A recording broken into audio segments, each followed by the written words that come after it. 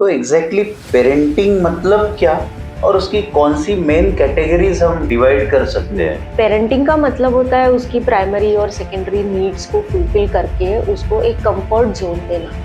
Communication नहीं होगा तो बच्चे के कंसेप्ट डेवलप नहीं होंगे। कंसेप्ट डेवलप नहीं होगा तो बच्चे का problem solving decision making develop नहीं होता है। थोड़े से बड़े हो गए तो ये जेनजेड में आ गए, तो इनकी इमोशनल वर्ल्ड कैसे चल रही है, इनकी बाहरी दुनिया कैसे चल रही है, पेरेंट्स कैसे जाने और एग्जैक्टली इनके इश्यूज है क्या?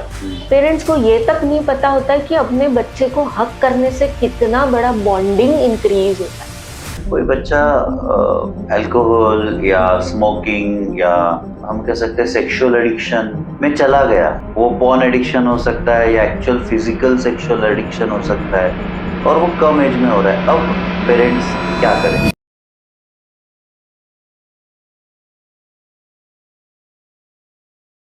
Hello viewers, welcome to your favourite podcast channel unfiltered stories by Pankaj Manekar.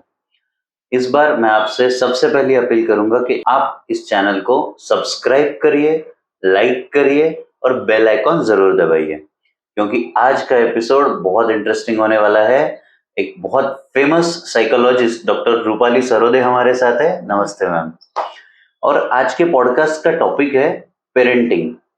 वो किसी भी एज ग्रुप के लिए हो सकता है, but what are the common mistakes, what are the issues, gen Z सोचता क्या है और पेरेंटिंग में पेरेंट्स ने कौन सी चीजों को फॉलो करने से बच्चे का अपब्रिंगिंग बहुत अच्छा होगा, ये आज हमें समझना है।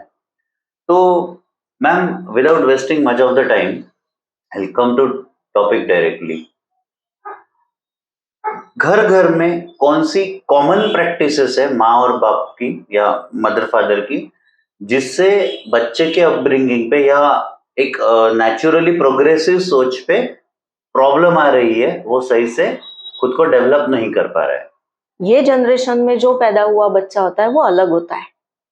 पेरेंटिंग भी यूनिक होती है और हर एक बच्चा भी यूनिक होता है।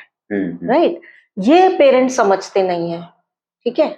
लैक ऑफ प्रॉपर कम्युनिकेशन है। बच्चों को संघर्ष नहीं करने देते। हर चीज उनको अवेलेबल करके देते हैं। हर चीज जो चाहा वो दिया, जो चाहा वो दिया, ये मांगा वो दिया, वो मांगा वो दिया, तो डिमांड्स तो पूरी कर रहे हैं। ठीक है।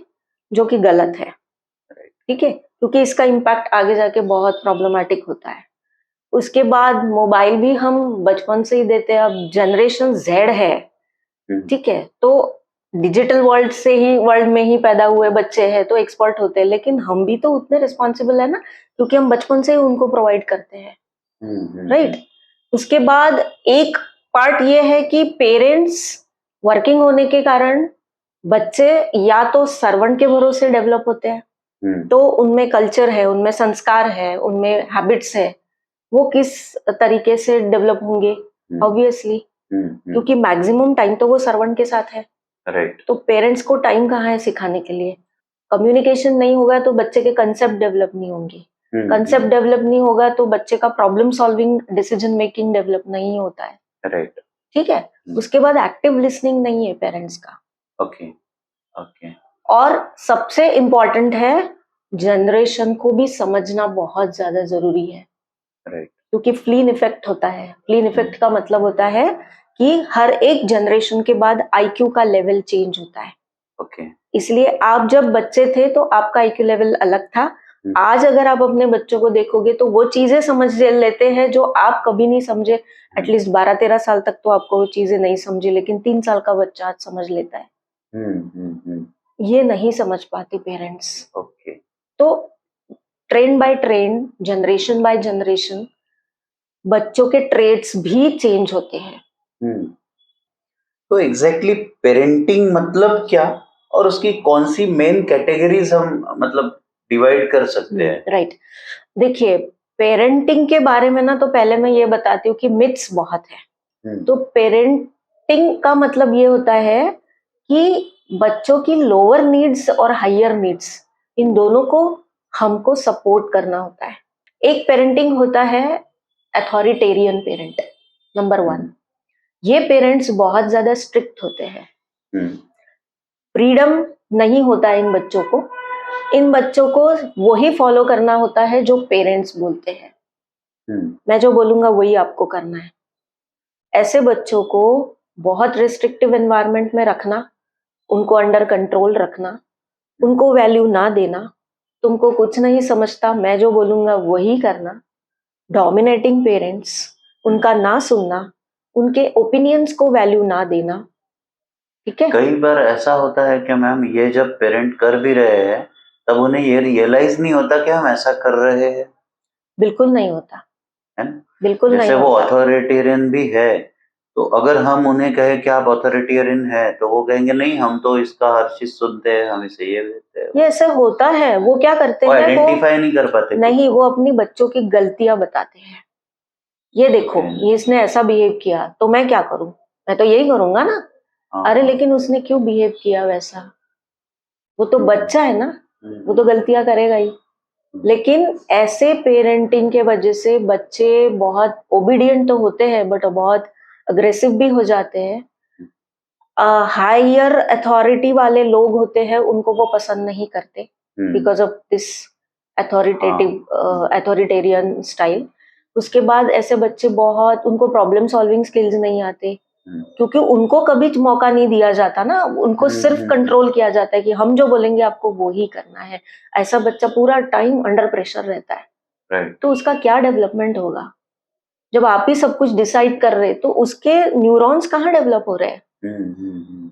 ठीक है, तो मराठी में बोला जाता है कि चुका चुका आणि शिका, गलती करो और सीखो।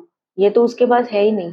ऐसे पेरेंट्स माइनर माइनर गलती पे इतने स्ट्रिक्ट हो जाते हैं और इतने पनिश करते, वो बच्चे का सेल्फ एस्टीम ही खो जाता है।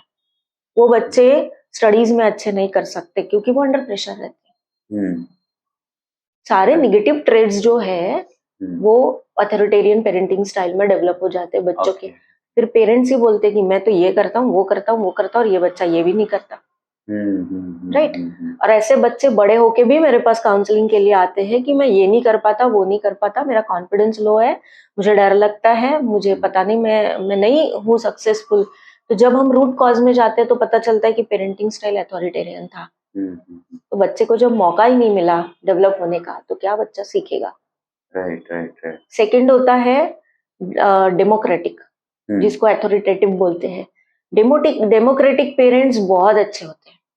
वो उतने ही रूल्स लगाते हैं जितने उनको जरूरी है, और वो रूल्स का एक्सप्लेनेशन भी बताते हैं कि why they are doing this, कि आपको ये चीज नहीं मिलेगी तो क्यों नहीं मिलेगी, बिकॉज ये रीजन होने के कारण नहीं मिलेगी। वो जहां हाँ बोलना है वहां हाँ बोलते हैं, जहां नहीं बोलना है वहां नहीं भी बोलते हैं। ठीक है, तो प्रॉपर एक डेमोक्रेसी होती है, बच्चे के ओपिनियंस को वैल्यू होता है, दे कम्युनिकेट विथ बैलेंस्ड थिंकिंग। वो बच्चों को समझते हैं, जहां जरूरी है वहां समझाते हैं, जहां नहीं बोलना है वहां नहीं भी बोलते। तो ये डेमोक्रेटिक वाले बच्चे बहुत अच्छे डेवलप होते हैं, मतलब वो सेल्फ रेस्पेक्ट उनका अच्छा होता है, कॉन्फिडेंस अच्छा होता है, प्रॉब्लम सॉल्विंग अच्छा होता है, डिसीजन मेकिंग अच्छा होता है, वो कोप अप करना सीख जाते हैं, वो रैशनल थिंकिंग सीखते हैं। ठीक है, वो सिक्योर्ड फील करते हैं। अथॉरिटेरियन वाले बच्चे कभी सिक्योर्ड फील नहीं करते अंडर द पेरेंट्स। वो डेमोक्रेसी वाले सिक्योर्ड फील करते हैं और सक्सेस रेट ज्यादा होता है उनका। राइट। ठीक है, क्योंकि हम उनको अंडरस्टैंड कर रहे हैं। क्योंकि वो जिंदगी के हर फेज पे समझ रहे हैं कि मुझे करना क्या है। एग्जैक्टली, आपको प्रॉपर डायरेक्शन मिल रहा है। वो आज नहीं तो कल वो समझ ही जाते हैं, भले ही आज ना सुने, पर उनको ये बाद में समझ में आता है कि अरे अपने पेरेंट्स ने ऐसे ऐसे बोला था। ठीक है, तो जहां आपके ओपिनियन को, देखिए बच्चे को ओपिनियन नहीं होता, ये तो बात गलत है। कभी कभी आपके बच्चे ऐसी चीजें बोल देते हैं जो आपको भी कभी क्लिक नहीं होती है। ठीक है, तो you should value them, respect them. ठीक है, तीसरा होता है परमिसिव। परमिसिव का मतलब होता है कि आपका बच्चा घर में राजा होता है और आप उसके नौकर होते हो। आप हर चीज में उसको परमिशन देते हो। ऐसे पेरेंट्स कोई रूल्स अप्लाई नहीं करते बच्चों पे। बच्चे they leave their life by their own. उनको जैसे आपको बाहर जाना है जाइए, आपको ये चाहिए चाहिए। पेरेंट्स उन बच्चे के लिए सिर्फ रिसोर्सेस होते हैं वांट्स को फुलफिल करने के लिए। एटीएम है, मुझे ये चाहिए चाहिए, मुझे वो चाहिए चाहिए। बैंक है एक तरीके से। जो बोला वो दिया, जो बोला वो दिया, जो बोला वो दिया, जरूरत नहीं है पर दिया।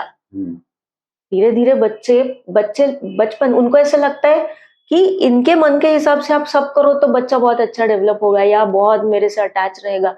ये गलत बात है। ऐसे बच्चे धीरे धीरे डिमांडिंग होने लगते हैं, इम्पल्स कंट्रोल उनका नहीं रहता है, क्योंकि हमने आज तक कभी नहीं बोला ही नहीं। 10th और 12th में जब ये बच्चे बाहर पढ़ने जाते हैं और अपना लाइफ सेटल करने जाते हैं तो हर चीज तो आपको आपके हिसाब से नहीं मिलती, पर वो कोप अप नहीं कर पाते। राइट। मैं नहीं सुन सकता, मुझे चाहिए नहीं चाहिए।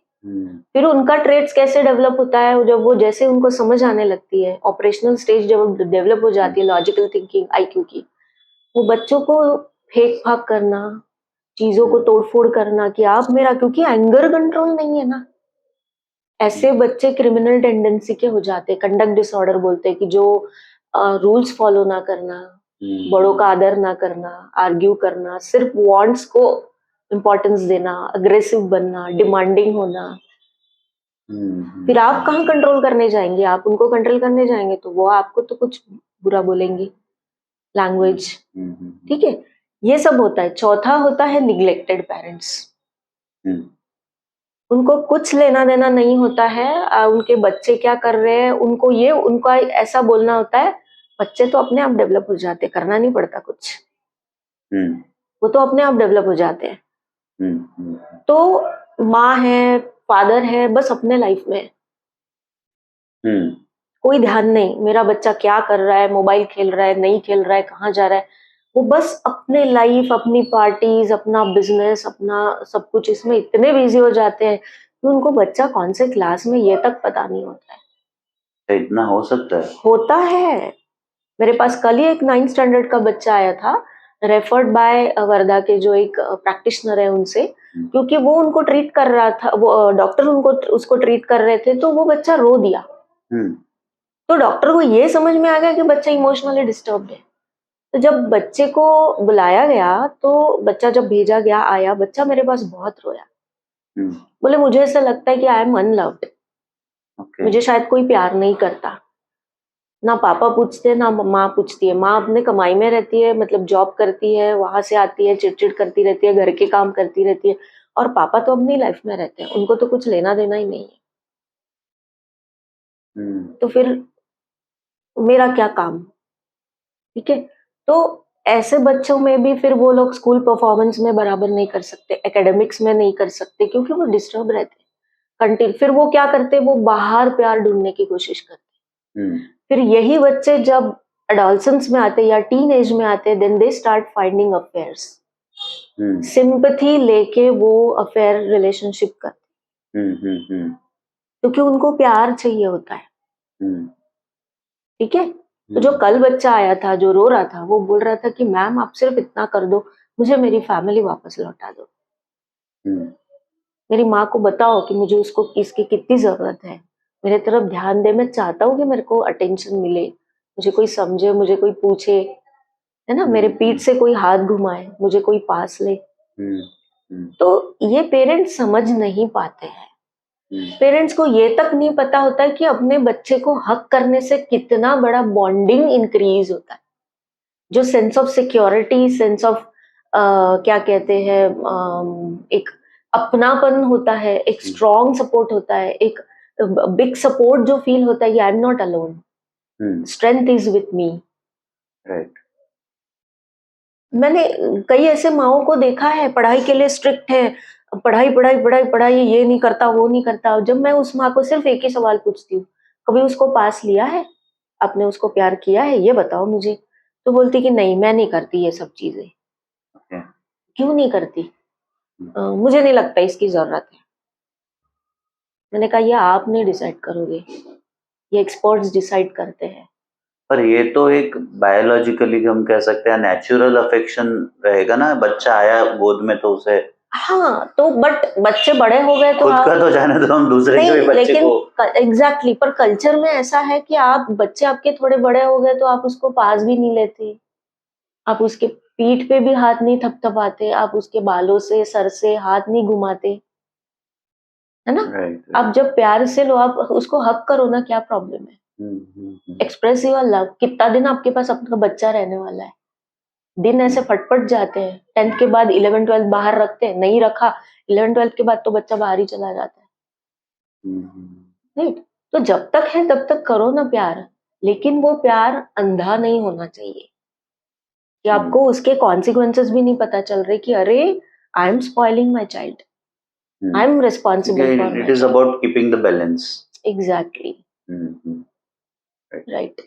तो मैम, एक पेरेंट्स के तौर पे अगर कोई माँ बाप सोचना चाहते आज के इन जनरेशन के बच्चों के लिए, I am talking from let's say के सेकंड स्टैंडर्ड थर्ड स्टैंडर्ड में ही बच्चा स्कूल जा रहा है, उसके जिंदगी के एक्चुअल चैलेंजेस वो फेस क्या कर रहा है, और मतलब अगर पेरेंट को नहीं पता तो क्या exactly they should see into their child. देखिए, हर डेवलपमेंटल स्टेज में हर एक बच्चे का उसके एज के हिसाब से डेवलपमेंट होता है, ठीक है। मतलब जैसे बेबी है, प्री क्या कहते हैं उसको, अर्ली चाइल्डहुड है, ठीक है। उसके बाद मिडिल चाइल्डहुड है, लेट चाइल्डहुड है, जैसे 6 to 12। ये जो फर्स्ट स्टैंडर्ड सेकंड स्टैंडर्ड के बच्चे, देखिए हम स्कूल में भेजते हैं तो हम उसको पहले फॉर्मल स्कूलिंग के लिए प्रिपरेशन के लिए भेजते हैं, एक नंबर 1। नंबर 2 हम सोशलाइजेशन के लिए भेजते हैं कि बच्चा जितना सोशलाइज होगा। आपको पेरेंट्स को सबसे पहले उसका फिजिकल डेवलपमेंट पे ध्यान देना है कि मेरा बच्चा फूड क्या खा रहा है, क्योंकि फूड और cognitive development and psychological development में बहुत बड़ा कनेक्शन है। Side by side water consumption मेरा बच्चा कितना करता है, बच्चे पानी कम पीते हैं, ठीक है। सो वाटर कंजम्पशन भी उतना इम्पोर्टेंट है। थर्ड, बच्चा जब स्कूल में जाता है, पेरेंट्स को रिक्वेस्ट है प्लीज एक तो दूसरे लोगों के सामने ये बताना बंद करे कि मेरे बच्चे को ये आता है, मेरे बच्चे को वो आता है, बेटा ये करके बता, बेटा वो करके बता। गाना आपके बच्चा नुमाइश का चीज नहीं है, एबीसीडी बोल के बताओ। नहीं, कोई जरूरत नहीं है उसकी, कोई जरूरत नहीं है। एबीसीडी बोलो और पोएम बोलो और डांस करके बताओ। हाँ, अब जरूर उनको आप अपनी अच्छी बातें बता सकते हो कि मेरा बच्चा इसमें बहुत अच्छा है, because you are praising. Right, तो प्रेज करना बहुत ज्यादा जरूरी है, क्योंकि वो रिवार्ड काम करता है, रीइंफोर्समेंट काम करता है। उसे डेमोन्स्ट्रेट कराना जरूरी बट नहीं, नुमाइश का थोड़ी अच्छा, अब एक बार कराओगे वो करेगा, अब बार बार करोगे तो वो बोर हो जाएगा, क्योंकि वही वहां करना है, वही स्कूल में करना है। वो बोर हो जाते हैं बच्चे। आजकल के बच्चे को बहुत नए नए चीजों की जरूरत होती है, दे गेट बोर्ड इजीली, ठीक है, by same thing, they want something new all the time. अब ये बंद करें। दूसरा, ये बच्चे आप ध्यान में रखें कि मोटर कोऑर्डिनेशन डेवलप होने में टाइम लगता है बच्चों की। जो प्री प्राइमरी के बच्चे होते हैं उनके पीछे ना लगे कि ए लिखे, बी लिखे, सी लिखे, वो इतना आसान नहीं होता है। राइटिंग इज अ स्किल जिसको ब्रेन को बहुत काम करना पड़ता है, ठीक है। आई हैंड मोटर कोऑर्डिनेशन जिसको बोलते हैं, fine motor and gross motor movement, उसको डेवलप होने में टाइम लगता है। आप इसको थोड़ा सिंप्लीफाई करेंगे मैम, क्योंकि शायद ये भाषा जनरल ऑडियंस नहीं समझ पाएगी। देखिए, प्री प्राइमरी का बच्चा हम नर्सरी में डालते हैं। हाँ। अब नर्सरी में कुछ महीने उनको songs and poems and activities होता है, राइट। एक आध महीने बाद उनको लिखना शुरू कर देते हैं, ठीक है। कुछ स्कूल्स स्ट्रोक्स फॉलो करते हैं, slipping line, standing lines, right, हाँ, ठीक है, स्लैंटिंग लाइंस। हाँ। उसका अर्थ ही ये होता है कि हम बच्चों को पेंसिल होल्डिंग से वो करना सिखा रहे हैं। Right. तो आई हैंड कोऑर्डिनेशन मतलब बच्चा जो देखता है, देखिए सेंस 5 सेंस ऑर्गन से इंफॉर्मेशन हम रिसीव करते हैं। अब बच्चा देख रहा है, ठीक है, और बच्चा सुन रहा है, उसको देख के ब्रेन में प्रोसेस करके आपकी ब्रेन आपके आंखों ने देखा हुआ हाथों को मैसेज देता है, और वो फिर आप करते हो। तो ये जो होल्डिंग कैपेसिटी होती है पेन और पेंसिल की, ये बच्चों की डेवलप नहीं हुई होती है। ओके। हाँ। जितना बच्चा रेत में खेलेगा उतना अच्छा मोटर कोऑर्डिनेशन डेवलप होता है, जितना बच्चा मिट्टी में खेलेगा, प्लास्टिसिन क्ले में खेलेगा, उतना उसका मोटर कोऑर्डिनेशन डेवलप होता है। तो पेंसिल को पकड़ना और उसको लिखना, ठीक है, और line banana, it's a big process, it's a neurological process, ठीक है। आप एक्सपेक्ट करते हो इसको ए आना चाहिए, कितने सारे पेरेंट्स बिफोर एडमिशन उसको रटाते हैं, ए लिखो, बी, अरे मत करो वो, वो टीचर को भी पता होता है कि बच्चों को नहीं आता है, तभी तो पढ़ने जा रहे हैं ना। तो उस वक्त जो पेरेंट्स का कंपटीशन वाला फीलिंग, एंजाइटी वाला फीलिंग, एडमिशन मिलेगा कि नहीं मिलेगा, उससे जो बच्चे पे प्रेशर आ रहा है, वो नेचुरल डेवलप तो नहीं हो रहा ना, वो अंडर प्रेशर डेवलप हो रहा है। तो आप वहीं से क्या इनकलकेट कर रहे? Education is problematic. राइटिंग जब शुरू करते तो राइटिंग में प्रेशर ना करें, पहले उसको slanting lines, slipping lines, standing lines, इसमें भरपूर प्रैक्टिस होने दीजिए। उसके बाद TLHI ऐसे अल्फाबेट सिखाए जाते हैं, वो भी प्लेवे मेथड में। राइट। उसके बाद बच्चा C सीखता है, उसके पहले बच्चा गोल सीखता है। तो जैसे बच्चा गोल करना सीखता है, हम उसको O सिखा सकते हैं, C सिखा सकते हैं। उसके बाद बच्चा B सीखता है। ABCDEFGH नहीं सीखता। तो जैसे ये एक हम कह सकते हैं KG1 या KG2 में जाने वाले बच्चों की इश्यूज है कि वो एक उनका डेवलपमेंट थोड़ा स्लो है। जैसे ही एक स्टूडेंट, एक हम कह सकते हैं चाइल्ड में एक समझ आती है, मान के चलते हैं जब वो 7, 8, 9 इयर्स का हो जाता है, 3rd, 4th स्टैंडर्ड में, तब वो एग्जैक्टली क्या इश्यूज फेस करते हैं, जैसे उनके जिंदगी के, डेली जिंदगी के एग्जैक्ट प्रॉब्लम्स क्या हो सकते हैं? सबसे पहला प्रॉब्लम होता है उनको खेलना होता है, हाँ, ये प्रॉब्लम है, ये तो अच्छी और बात है। उनको खेलने के लिए टाइम नहीं होता है, ये प्रॉब्लम है। हाँ। ठीक है। हाँ। पेरेंट्स स्कूल में डालते हैं, 8 या 9 बजे से बच्चा 4 बजे घर में आता है, और 4:30 या 5 बजे बच्चा ट्यूशन चला जाता है। ट्यूशन से आने के बाद बच्चा क्या खेलेगा? जब ग्राउंड नहीं है, अंधेरा है, तो बच्चा ऑब्वियसली मोबाइल लेके बैठेगा। Mobile is very worst thing, screening is very worst thing for the brain development, right? और फिर आप उससे एक्सपेक्ट करते हो कि रात को 9 बजे भी वो होमवर्क करे, राइट। ठीक है? बच्चा नहीं करता है। अब जब बच्चे को खेलने के लिए टाइम नहीं मिल रहा, जबकि बच्चे में बहुत ज्यादा एनर्जी होता है, और वो एनर्जी चैनलाइज होना बहुत ज्यादा जरूरी है, इसलिए 5 बजे से लेके 6:30 बजे तक बच्चे ने खेलना ही चाहिए। हम थोड़ा सा टॉपिक से एक्चुअली सर्कल में फिर से वापस आते हैं कि एक 3rd स्टैंडर्ड, 4th स्टैंडर्ड से लेके हम लेट्स कैटेगरीज अप टू 7, तो इन बच्चों की एक्चुअल लाइफ में इश्यूज क्या है और उन इश्यूज को पेरेंट्स ने कैसे टैकल करना है? जैसे मैंने बोला है कि खेलने के लिए टाइम नहीं मिलता है, ठीक है। सेकेंड, उनका वो इशू है, हाँ, उसके वजह से उनकी चिड़चिड़ होती है, वो मोबाइल पे ज्यादा रहने लगते हैं, ठीक है। तो मोबाइल से जो डेवलपमेंट होती है वो प्रॉब्लमेटिक होती है, क्योंकि इम्पल्स कंट्रोल खत्म हो जाता है, पेशेंस खत्म होता है, एंगर होता है, स्लगिश बन जाते, आलसी बनते, चिड़चिड़ होती है, झगड़ा करने लगते हैं, आर्ग्यू करने लगते हैं, ये शुरू हो जाता है। आप ये मोबाइल के जो साइड इफेक्ट्स है उसको थोड़ा बायोलॉजिकल इश्यूज से समझा सकेंगे व्यूअर्स के लिए? हाँ, मैं पहले ये खत्म कर दूं, ठीक है, प्रॉब्लम्स खत्म कर दूं। उसके बाद इन बच्चों का ना बहुत कंपटीशन चलता है बच्चों के साथ। जब बच्चा 5 साल का होता है, तब उसका जो लॉजिकल थिंकिंग है वो आफ्टर 5 इयर्स डेवलप शुरू हो जाता है, ठीक है। ऑपरेशनल मेंटल ऑपरेशनल स्टेज बोलते हैं उसको। तब वो ना आफ्टर 5 इयर्स उनको लॉजिकल थिंकिंग शुरू होने के कारण वो लॉजिक लगाना, आजकल के तो बच्चे बहुत जल्दी और लॉजिक लगाना समझ जाते हैं, तो वो क्या करते हैं, कंपैरिजन करते हैं पेरेंट्स में। मेरी मम्मी तेरी मम्मी, मेरे पापा तेरे पापा, हमारी गाड़ी तुम्हारी गाड़ी, ठीक है। बहुत ज्यादा टीचर का इन्फ्लुएंस होता है इस एज में। आपको क्या पता, हमारे टीचर ने तो ऐसा ही बोला है, राइट? हमारी टीचर तो ऐसे ही बताती है, ठीक है। ये सब चलता है। उसके बाद कई बच्चों को जब एनर्जी चैनलाइज नहीं होती है, तो वही बच्चे स्कूल में और ट्यूशंस में बहुत मस्ती करने लगते हैं, क्योंकि फिर जहां फ्रीडम मिला वहां वो खेलने लग जाते हैं, मस्ती करने लग जाते हैं, ठीक है। तो ये सब इश्यूज के साथ साथ इसी उम्र के बच्चों के आजकल झगड़े भी होते हैं, गुस्सा।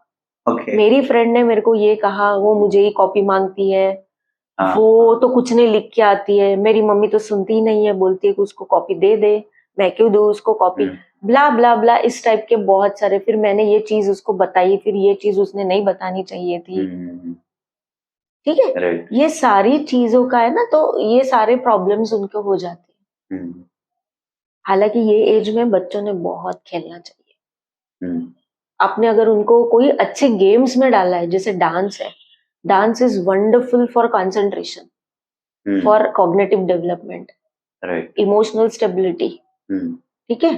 फिर आप स्विमिंग कर रहे हो, कंसंट्रेशन बहुत बढ़ता है, फोकस एंड कंसंट्रेशन। अच्छा, अगर आप बैडमिंटन खेल रहे हो, ठीक है, तो फोकस बहुत बढ़ता है। फुटबॉल खेल रहे हो, वंडरफुल गेम। तो स्पोर्ट्स को रखिए, स्पोर्ट्स को रखिए। और सबसे इम्पोर्टेंट बात जो इस एज में पेरेंट्स भूल जाते हैं, बच्चे स्कूल से आने के बाद ये ना पूछे पढ़ाई की, होमवर्क किया, क्या लिख के लाया और टिफिन खत्म किया क्या, ठीक है, ये मत पूछिए। इसका मतलब वो कटकट लगता है उनको, क्या वही वही वही वही पूछती है। और आपके बच्चे जब आते हैं तो आप अटेंड कीजिए उनको, क्योंकि उनको बहुत सारी बातें बतानी होती है। और बच्चों को पहले से ही, शुरुआत से ही वो आए बराबर शूज फेंकेंगे, पहले मोबाइल लेंगे, वो तो कभी अलाउ मत कीजिए। फर्स्ट एक साल, बचपन से, मतलब जन्म से लेके 5 साल तक तो इंडियन साइकेट्रिक सोसाइटी ने तो स्ट्रिक्टली बताया है मोबाइल इंट्रोड्यूस ही नहीं करना है। ओके, ये रूल्स है, गाइडलाइंस है, उनको इंट्रोड्यूस ही नहीं करना है, दिखाना ही नहीं, दिखाना ही नहीं है। लेकिन पेरेंट्स उन्हीं के बाजू में बैठ के मोबाइल देखते हैं और उनको बोलते हैं तुम पढ़ो। हाँ, तो बच्चा क्यों ये पढ़ेगा? बड़ी इशू है मैम कि तो बच्चा पेरेंट्स क्यों पढ़ेगा? मोस्टली खुद फोन में रहते हैं, यूट्यूब पे या किसी और पे, और वो बाजू में बच्चा बुक और पेंसिल लेके वो बुक में ऐसे ऐसे कर रहे हैं और बाजू में अपने माँ के फोन में देख रहे हैं। नहीं, बच्चे भी वो देखते हैं ना, ऑब्जर्व करते हैं, इमिटेशन होता है। ये तो एक हो गया मैम 7th स्टैंडर्ड तक की। अब थोड़ा सा आते हैं जो टीनेज में आ रहे हैं, थोड़ा सा एडोलेसेंस में आ रहे हैं। ये वो एक कैटेगरी है जो बहुत ज्यादा कंसर्न में है, हम कह सकते हैं। तो इनका एग्जैक्टली इमोशनल वर्ल्ड हम कह सकते हैं कैसे चल रहा है अभी अभी जो रिसेंट पीरियड है। अब इनको हम जेन जेड बोल सकते हैं, थोड़े से बड़े हो गए तो ये जेन जेड में आ गए। तो इनकी इमोशनल वर्ल्ड कैसे चल रही है, इनकी बाहरी दुनिया कैसे चल रही है, पेरेंट्स कैसे जाने, और एग्जैक्टली इनके इश्यूज है क्या? इनके ना इश्यूज बहुत सारे हैं। अब जैसे देखो, ये जो जनरेशन जेड है, ये पूरा टाइम मोबाइल पे रहती है। अब अन्न, वस्त्र, निवारा और मोबाइल, ऐसी 4 बेसिक नीड्स हो गई है, ठीक है। तो सबसे पहले ना, इनका जब ये टीनेज में आते हैं तो ये अपने आप को अकेला करना शुरू कर देते, दे विड्रॉ फ्रॉम सोसाइटी। ओके, ठीक है। अब तक बच्चा आपसे बहुत बातें करता था, अब धीरे धीरे बच्चा अपना पर्सनल लाइफ में जाने लगा है। राइट, ठीक है, वो गलत नहीं है। वो हार्मोनल चेंजेस के वजह से पर्सन अपने वर्ल्ड में, क्योंकि वो बड़ा हो रहा है। जब वो टीनेज में आता है, 8, 9, 10 स्टैंडर्ड, बच्चों की हालत ऐसी होती कि ना बड़ा ना छोटा, बीच में। पेरेंट्स जब कुछ गलती करते हैं तो बोलते हैं कि अरे तू इतना बड़ा हो गया, तेरे को ये नहीं समझता है। और जब डिसीजन लेने का टाइम आता है, जब वो डिसीजन लेता है तो बोलते तू इतना बड़ा हो गया कि तूने डिसीजन ले लिया। तो कंफ्यूजन स्टेट होता है। ठीक है।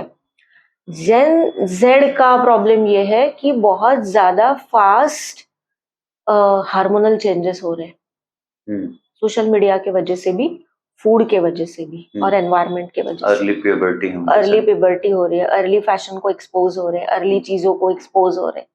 ठीक है। तो उनको एक तो हार्मोनल चेंजेस और अर्ली होने के कारण हाइटेंड इमोशंस बहुत फास्ट हो रहे हैं, मूड स्विंग्स रहते हैं। ठीक है। सब कुछ फास्ट चाहिए, अट्रैक्शन भी फास्ट होता है, प्रपोज भी फास्ट करते हैं। ठीक है। इमोशंस में अफेयर भी फास्ट चाहिए और ब्रेकअप भी फास्ट चाहिए। अच्छा, ठीक है। रिलेशनशिप का कोई मीनिंग नहीं होता है, राइट। गॉसिपिंग बहुत ज्यादा होता है, लेबलिंग बहुत ज्यादा होता है छोटी छोटी चीजों पे। उसके वजह से डिस्टर्ब बहुत होते कि एक लड़की ने एक लड़के से बात किया तो बाकी क्लासमेट्स ने बोल दिया अरे इनका कुछ तो भी चल रहा है। ठीक है। तो फिर अरे मेरा इसके नाम साथ नाम जोड़ दिया तो द गर्ल या बॉय गेट्स डिस्टर्ब, राइट। ये चीजें बहुत चलती है, राइट। उसके बाद मैंने जैसे बोला कि विड्रॉल, रूम में ज्यादा रहना, मोबाइल पे ज्यादा रहना, सो कम्युनिकेशन स्टॉप हो जाता है, ईटिंग हैबिट्स चेंज हो जाती है, बायोलॉजिकल क्लॉक चेंज हो जाता है, इरिटेशन बढ़ता है, और उसी दौरान वो हमारे लिए सेंसिटिव ईयर्स होते हैं, क्योंकि 9th-10th है, करियर है, तो हमको करियर का टेंशन आने लगता है पेरेंट्स को, राइट? तो उसके वजह से पेरेंट घबरा जाते हैं, एंजाइटी रहती है कि मेरी बच्ची बिगड़े ना। राइट।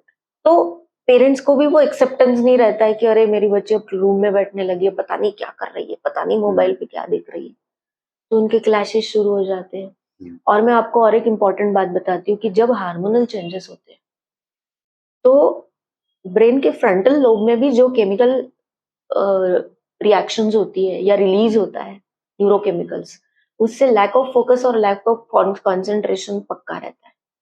गर्ल्स तो भी थोड़ा कर लेती है, लेकिन बॉयज को बहुत ज्यादा होता है, जिसकी वजह से फिर उनका पढ़ने की इच्छा ना होना, कंसंट्रेशन ना होना, मन ही ना होना, ठीक है। और जनरेशन जेड की सबसे बड़ी बात है, रीडिंग राइटिंग कर लेंगे, राइटिंग नहीं करते। राइटिंग का इम्पोर्टेंस नहीं है क्योंकि सब फास्ट चाहिए, तो इम्पल्स कंट्रोल नहीं है, पेशेंस नहीं है, और बहुत ज्यादा कंपैरिजन है। राइट। चीजों से लेके, कपड़ों से लेके, स्टेटस से लेके, और इंस्टाग्राम पे सोशल इमेज बनाने का कंपटीशन। करेक्ट है मैम। स्नैपचैट और इंस्टाग्राम में अगर आप नहीं हो तो आपकी जिंदगी बेकार है, ऐसा उसके फ्रेंड्स बताते हैं कि तुम इंस्टाग्राम में नहीं हो, तुम तो जीने के लायक नहीं हो। तो वो बच्ची कैसे तो भी करके इंस्टा पे आने के बाद इतना एक्टिव हो जाती है कि स्ट्रगल फॉर एग्जिस्टेंस, मतलब वो डिजिटल स्पेस में स्ट्रगल फॉर एग्जिस्टेंस। एग्जैक्टली, कि अगर मैं ये नहीं करूंगी तो सोशली मुझे कैसे एक्सेप्ट करेंगे। ओके। राइट। तो ये सब कंपटीशन में बहुत ज्यादा स्ट्रेस, और उसमें एकेडमिक का बर्डन। यही एज होता है 7th 8th 9th 10th, आपको आपके बेसिक्स पक्के करने होते हैं, क्योंकि इसी के ऊपर आपका एजुकेशन और करियर होता है। और यही हम मार खाते हैं। पेरेंट्स यही बोलते रहते हैं, अभ्यास नहीं करत, अभ्यास नहीं करत, पढ़ाई नहीं करती। अरे लेकिन क्यों नहीं कर रही है, वाई? ये टीनेजर बच्चे मेरे पास आते हैं, बहुत बातें बताते हैं, बहुत, एंड दे फील रिलैक्स जब कैथारसिस हो जाता है।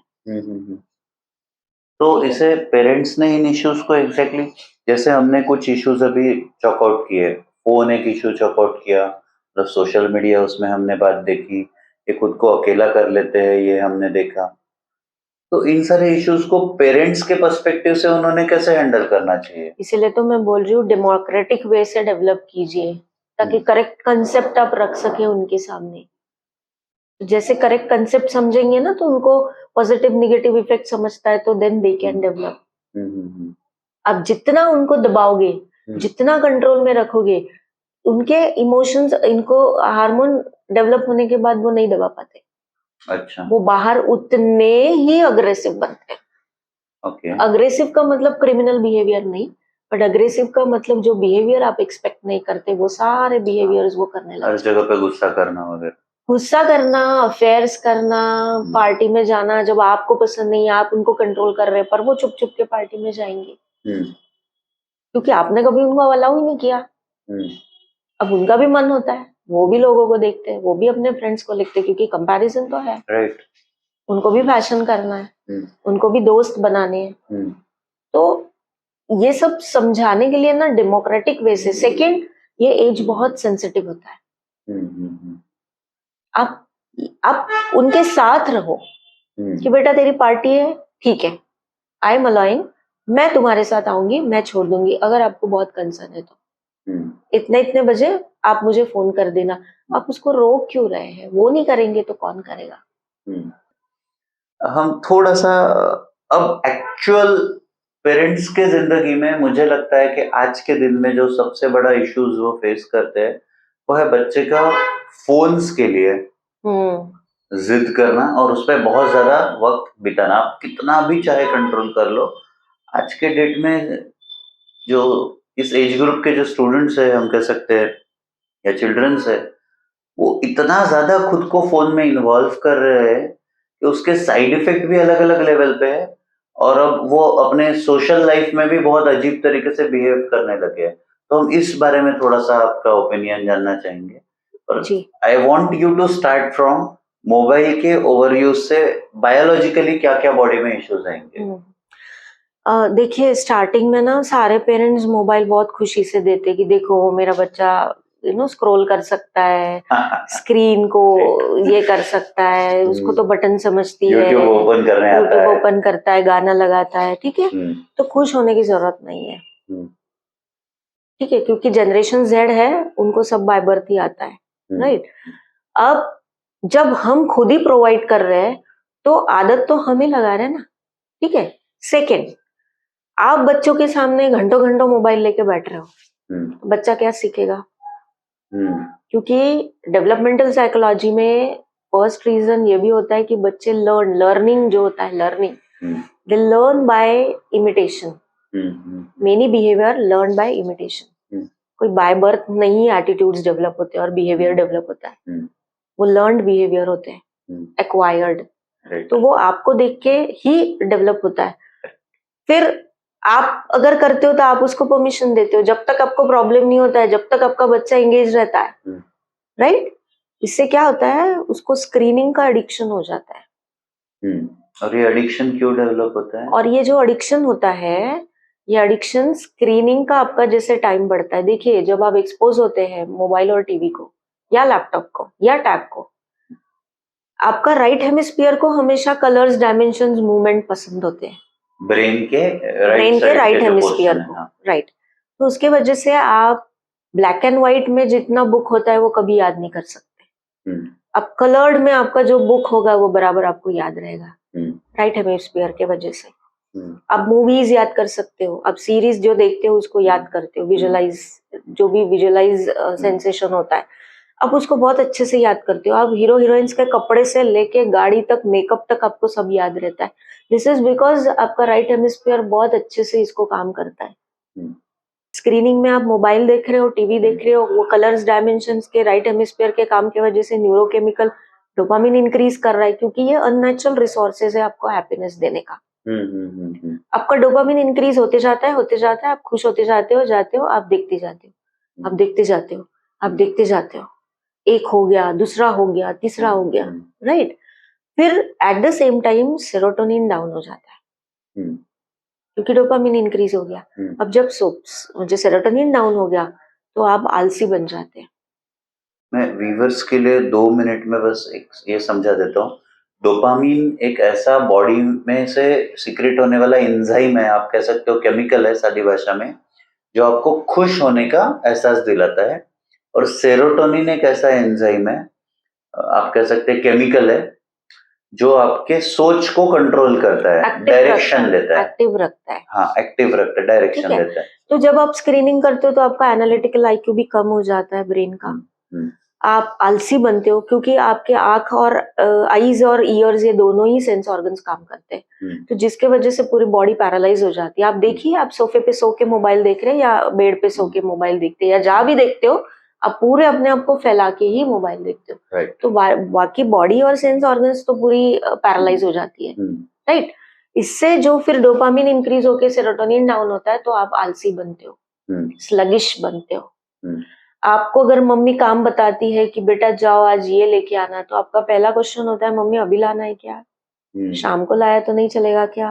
क्योंकि आपका माइंड प्रिपेयर करता है आपके लिए, अरे बाप रे अब मेरे को ये करना है काम, वो नेचुरल इंस्टिंक्ट नहीं, बॉडी को उठना है, मेरे को ये काम करना है, आलस। इससे एंगर बढ़ता है, पेशेंस खत्म हो जाता है, मोटापा होता है, बैठे बैठे बैठे बैठे खाना कंज्यूम, साइकोलॉजिकल भूख लगती है, कभी पिज्जा मंगा रहे, ठीक है, खाना भी आप स्क्रीनिंग के साथ ही कर रहे हैं। मैंने कई सारे रेस्टोरेंट में देखा है मैम, रेस्टोरेंट्स में लिटरली ग्लास ऑफ वाटर पे फोन टिका हुआ है और बंदा खा रहा है। एग्जैक्टली। आप रेस्टोरेंट की बात करते हैं, मैं जहाँ जिम में जाती हूँ एक्सरसाइज के लिए, जब आप एक्सरसाइज के लिए जाते हो तो you should focus on your exercise, you should enjoy that exercise.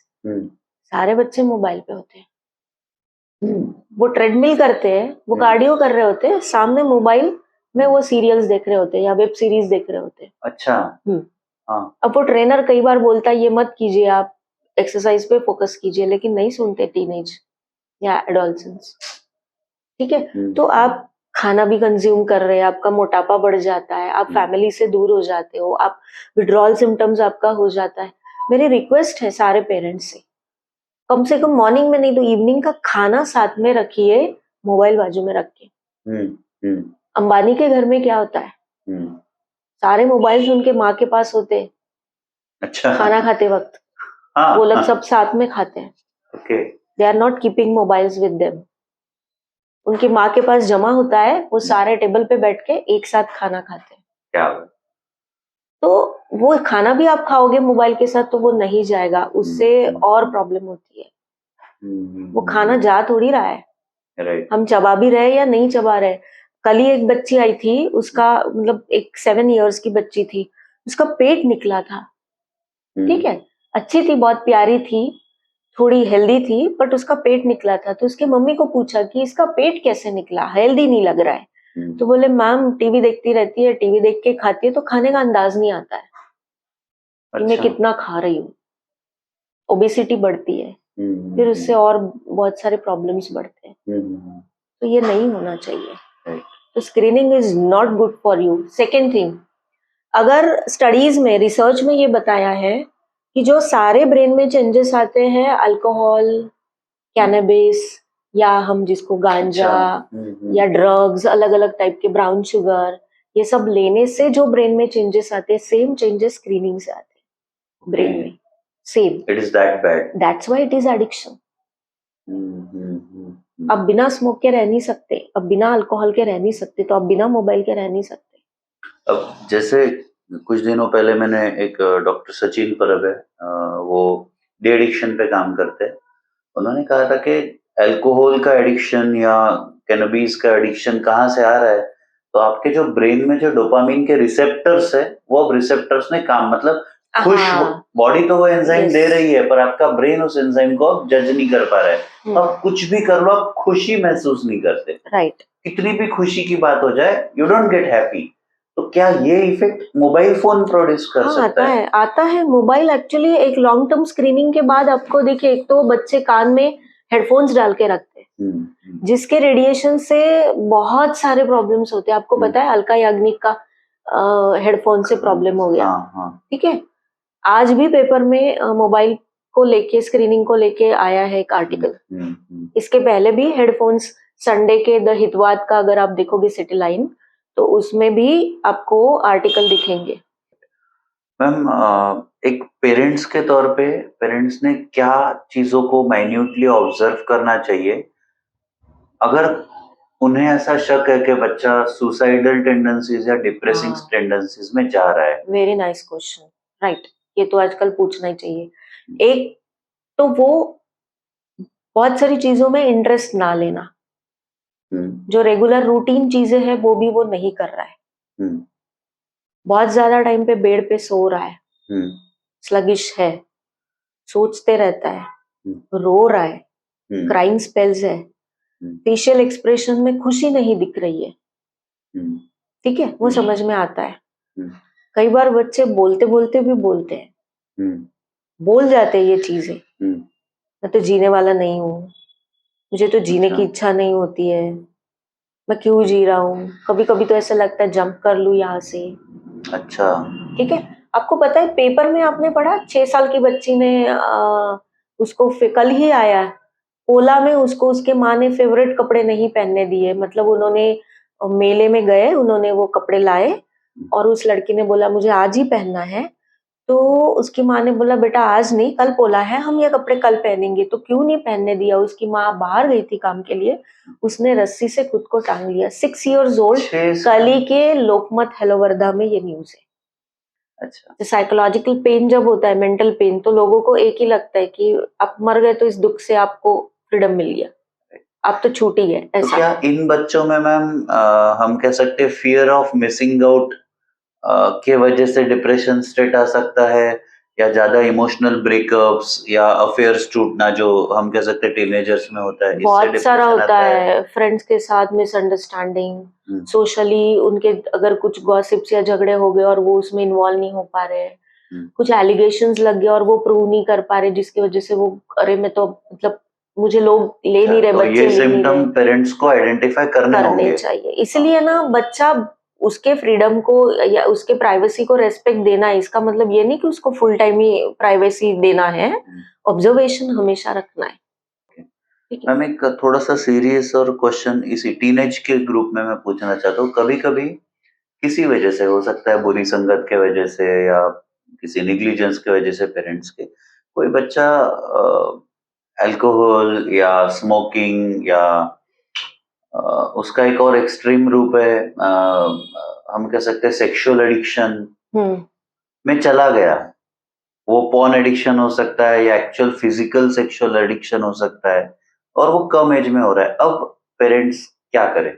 ये तो एडिक्शंस अभी तो बहुत फास्ट चल रहे हैं। I am talking about alcohol, smoking, porn and actual physical sexual addiction.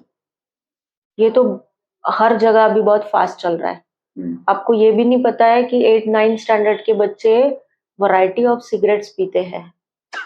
Watermelon okay, flavours, उसमें फ्लेवर में वाटरमेलन, हाँ, मस्क, okay. उसके बाद क्या कहते हैं, पुदीना फ्लेवर। ठीक है। अच्छा। तो ये अलग अलग फ्लेवर्स की भी मिलती है, राइट। अब क्या है, मैं वही बोल रही हूँ कि बच्चों के साथ ओपन कम्युनिकेशन रखिए। कहाँ एक जा बार रहे अब हैं, वो चले गए, नहीं अब तो पेरेंट्स फिर के पास क्या हाँ, नहीं, रास्ता है? एक बार वो चले गए और आपको पकड़ में आ गए तो पहले सारे एरियाज को इवैल्यूएट कीजिए, कहाँ कहाँ से इसको ये मिल रहा है, मेरा बच्चा कहाँ जा रहा है, कौन से दोस्तों के पास है।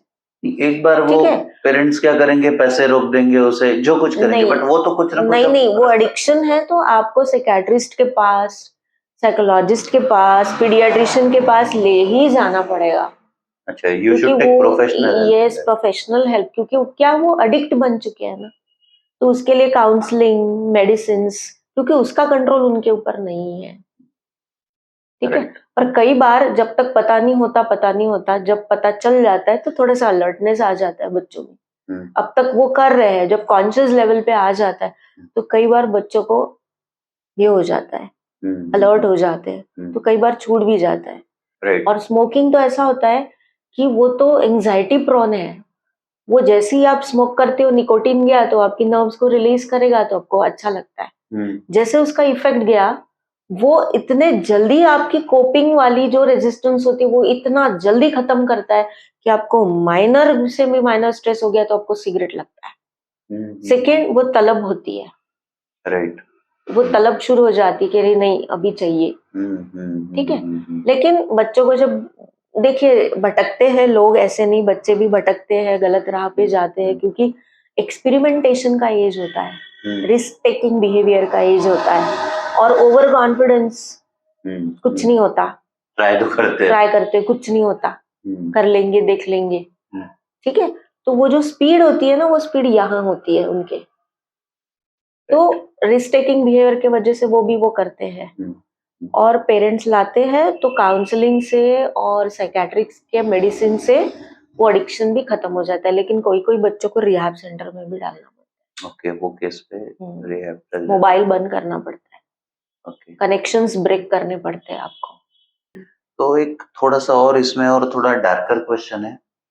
कभी कभी मैं देखता हूँ कि टीनेज में ही like they are in the 10th standard, 11th standard, and they are going into multiple relationships. मैं बहुत ज्यादा इस चीज को फेस कर रहा हूँ।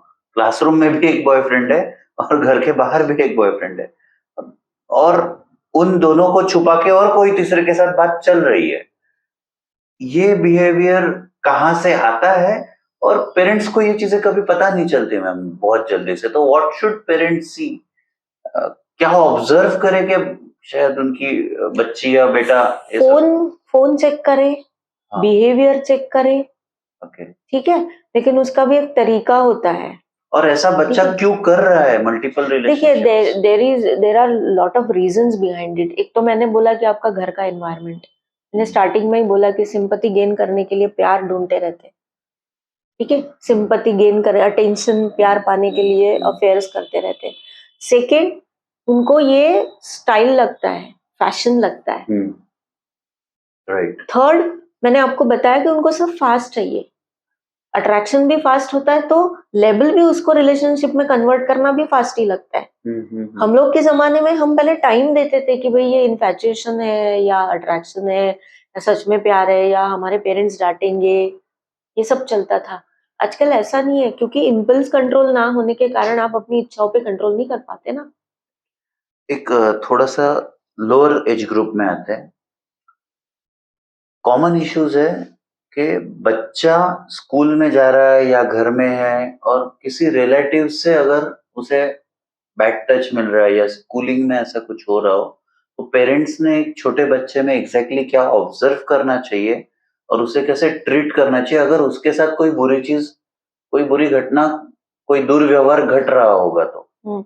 देखिए, एक तो पहले पेरेंट्स ने गुड टच बैड टच का डिफरेंस सिखाना चाहिए बचपन से। सेकेंड, उनको आके बताना है, ठीक है। I'm actually talking about the sexual harassment of a child. हाँ, ठीक है, एक तो उन्होंने बताना चाहिए।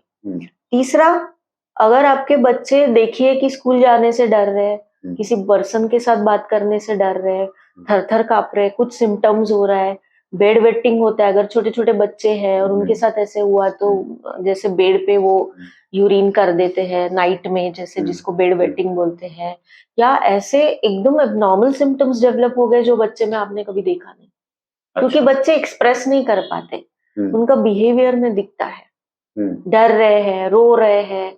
जैसे अभी का जो बदलापुर वाला केस हुआ, उसमें क्या हुआ कि बच्ची दादी को बता रही थी नहीं कि मैं स्कूल नहीं जाऊंगी।